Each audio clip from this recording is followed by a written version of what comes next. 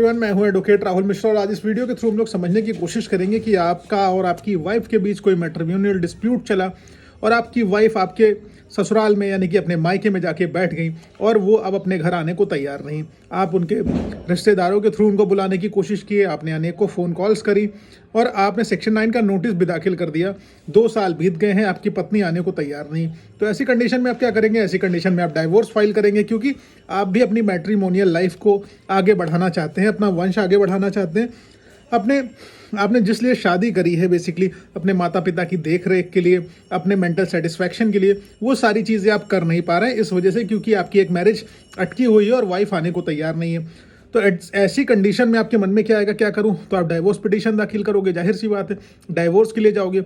अब डाइवोर्स के लिए जब जाओगे आप केस कर दोगे कंटेस्टेड डाइवोर्स का, यानी कि आप अकेले डाइवोर्स चाह रहे हो, आपकी पत्नी चाह रही है या नहीं चाह रही है। आपने कंटेस्टेड डाइवोर्स कर दिया। कंटेस्टेड डाइवोर्स होने के बाद क्रॉस एग्जामिनेशन होगा आपकी वाइफ का, और क्रॉस एग्जामिनेशन के बाद उस क्रॉस एग्जामिनेशन में जो क्वेश्चंस आप पूछेंगे, जिरह में जो क्वेश्चन आपके वकील साहब पूछेंगे, वो क्वेश्चन कौन से होंगे? केस टू केस देखिए, क्वेश्चन थोड़े बहुत ऊपर नीचे होते हैं, डिफरेंट हो सकते हैं, लेकिन लगभग ऐसे ही क्वेश्चन पूछे जाते हैं।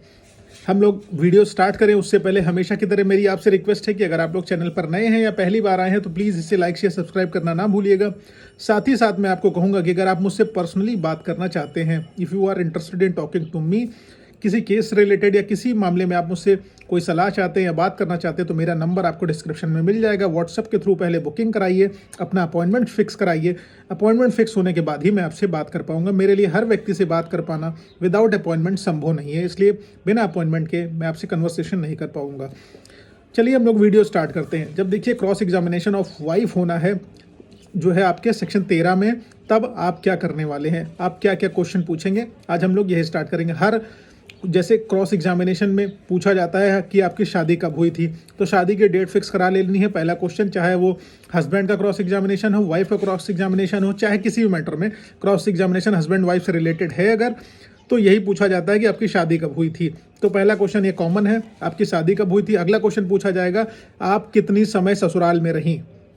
कई बार ऐसा देखा जाता है कि अगर कोई पत्नी है, मान लीजिए शादी के कितने समय ससुराल में रही, मान लीजिए 2 दिन ही ससुराल में रही, उसके बाद मायके में जाके बैठ गई और उसके बाद उन्होंने आपके ऊपर तरह तरह के मुकदमे लगा दिए, जैसे डावरी का लिखा दिया, दहेज मांगने का लिखा दिया, उन्होंने डोमेस्टिक वायलेंस का लिखा दिया, और या किसी भी तरह की क्रूएल्टी का मुकदमा लिखा दिया, ठीक, मारपीट का लिखा दिया, कि अगर आप शादी के 2 ही दिन तक अपने ससुराल में रही हैं और आपके साथ इतना सब कुछ संभव हो पाना पॉसिबल नहीं है, इतना पॉसिबल नहीं है। आप ये जिरा में उससे कह सकते हैं कि आप सिर्फ 2 दिन रहीं और आपके ऊपर इतनी सारी चीज़ें हो गई, आपने FIR क्यों नहीं लिखाई, आप तब कहाँ चली गई थी।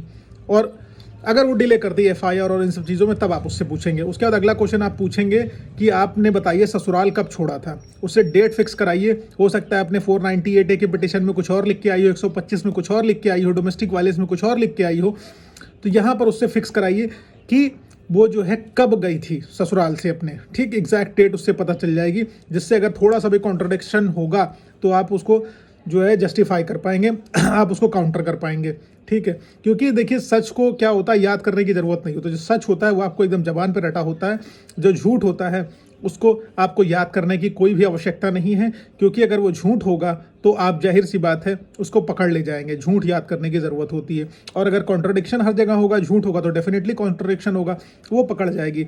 उसके बाद अगला क्वेश्चन उससे पूछिए कि आप मायके कब गई, किसके साथ गई, किस साधन से गई, कैसे गई।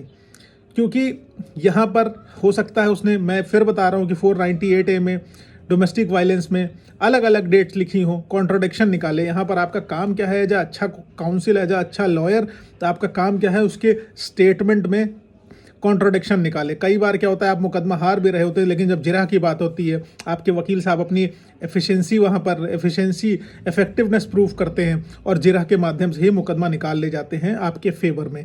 उसके बाद आप पूछिए कि अगर आपके हस्बैंड, आप कह रहे हैं कि लाना नहीं चाहते थे, आपको रखना नहीं चाहते थे, तो उन्होंने सेक्शन 9 का नोटिस अगर आपको दिया था रिस्टोरेशन ऑफ मैरिज के लिए, उन्होंने आपको अपने घर लाना चाहा, आपको बुलाना चाहा, आप क्यों नहीं आई, किन रीजंस की वजह से नहीं आई। जब आप कह रही हैं आप रहना चाहती थी या रखना नहीं चाहते थे, तो आखिरकार आप गई क्यों? तो मतलब आप झूठ बोल रही हैं, आप खुद नहीं जाना चाहती थी, सिर्फ इनसे आप पैसे लेना चाहती हैं, आप ऐसा कह के उसको काउंटर करिए। इससे उसको एग्रेशन आएगा, एग्रेशन आएगा तो जवाब सब वो ऊल जलूल देने लगेगी। उसके बाद आप पूछिए, आप अपने सास ससुर के साथ नहीं रहना चाहती थी, शायद आप इसीलिए घर से चली गई हैं। फिर उसको बहुत ज़्यादा गुस्सा आएगा, इस पर गुस्सा आप दिलाएंगे तो फिर ज़रूरी होगा कि वो गलत जवाब दे देगी। 100% मैं बता रहा हूँ, एग्रेशन में आके इंसान गलतियाँ करता है, एग्रेसिव होता है तभी इंसान गलतियाँ करता है। हर कोई विराट कोहली नहीं होता है, ठीक है। वो वाइफ है, वो गलतियाँ कर जाएंगी।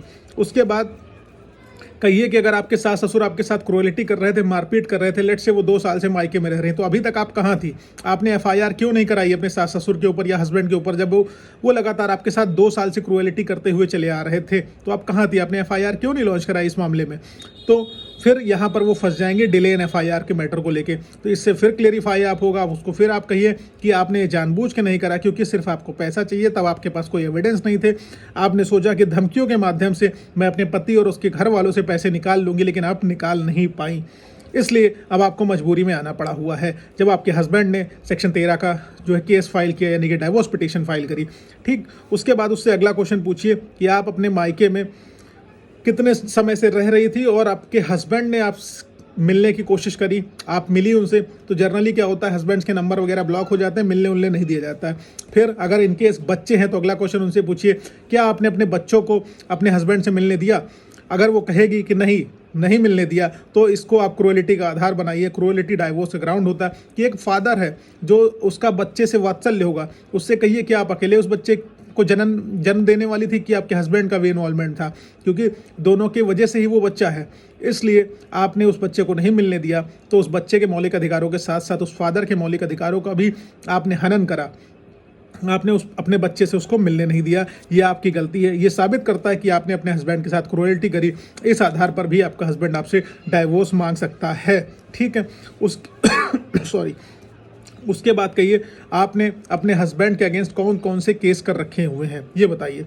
तो जितने केस उसने किए होंगे वो बताएगी। अगर छुपाती है तो आपके लिए बेहतर है, छुपाएगी तो जाहिर सी बात है कोर्ट में पता चल जाएगा। हालांकि वो रजनीश वर्सेस नेहा वाला एफिडेविट देना होता है केस में, तो वो दी होंगी, उससे क्लेरिफाई हो जाएगी कि उन्होंने हस्बैंड के अगेंस्ट कौन कौन से केस कर रखे हुए हैं, ठीक। उसके बाद उनसे पूछिए कि अगर आप 2 साल हो गए थे अपने हस्बैंड के घर से गए हुए, तो 2 साल में क्या आपने कभी अपने घर वापस आने की, ससुराल वापस आने की कोशिश नहीं करी? वो अगर कहती है कि ये लोग मुझे भगाते हैं, मारते पीटते हैं, तो उसके एविडेंसेस कहाँ हैं, उसके सबूत कहाँ हैं? आपने क्या इस पर कोई एफआईआर करी या कोई ऐसा कृत्य करा जिससे पता चल जाएगा? हाँ, हालांकि मैं कोशिश यही कह रहा हूँ आप लोगों से कि लाइफ अकेले नहीं चलती है, डाइवोर्स लेना सोल्यूशन नहीं है। कोशिश करके अपनी चीज़ें बिठा लीजिए, उससे बेहतर कुछ होने वाला नहीं है, क्योंकि लाइफ बहुत बड़ी होती है। हम लोग ईगो में चले जाते हैं। डाइवोर्स का मुकदमा या फिर आप कह लीजिए डोमेस्टिक वायलेंस का मुकदमा या दहेज का मुकदमा 25 से 30 हियरिंग लगती है, 6-6 महीने बाद की डेट लगती है। आप सोच लीजिए आपकी लाइफ के कितने साल निकल गए।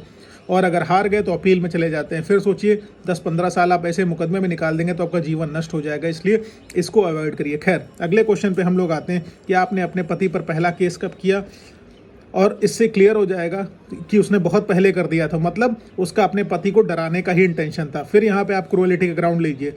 उसके बाद उससे पूछिए कि आपने अपने पति को धमकी दी हुई है, जो कहेगी नहीं दी हुई है, तो अगर आपके पास सबूत हैं हस्बैंड के पास, तो हस्बैंड उस सबूत को, उस डॉक्यूमेंट को कोर्ट में लगाए कि इन्होंने मुझसे, इनके घर वालों ने मेरे माता पिता को धमकी दी, मुझे धमकी दी और पैसे मांग रहे हैं कि अगर आप पैसे नहीं दोगे तो फर्जी मुकदमे हम आपका के ऊपर लिखा देंगे। तो ये सारे चीज़ें समअप करते हुए आपको कहना है कि आपका इंटेंशन शुरू से यही था कि आपको इनसे सिर्फ धन उगाही करनी है किसी न किसी माध्यम से, और आप वो करने में काफ़ी हद तक सक्षम भी रही, क्योंकि आपका पति काफ़ी ज़्यादा हैरेस हुआ, समाज में उसकी बेइज्जती हुई और आप कहीं न कहीं उसकी इज्जत उछालने में साकार रही। इसलिए आपके पति के लिए यही उचित होगा कि वो आपसे डाइवोर्स ले ले। इसको कहते हुए समअप कर देना है। हालांकि मेरा पर्सनल सजेशन फिर यही है कि आपको डाइवोर्स नहीं लेना चाहिए, एक दूसरे के साथ सामंजस्य बना के रहना चाहिए, क्योंकि अगर आप सामंजस्य बना कर रहेंगे तो आपकी लाइफ स्मूथली और हेल्दी अच्छी चलेगी। साथ ही साथ वीडियो को एंड करता हूँ, उसके बाद रिक्वेस्ट करता हूँ कि अगर आप लोग मुझे सोशल मीडिया हैंडल्स पर अभी तक फॉलो नहीं कर पाए हैं तो डिस्क्रिप्शन में मेरा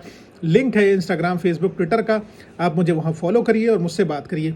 साथ ही साथ अगर पर्सनल कन्वर्सेशन करना चाहते हैं किसी मैटर को लेके तो प्लीज़ अपॉइंटमेंट शेड्यूल कराइए, बिना अपॉइंटमेंट के बात कर पाना संभव नहीं है।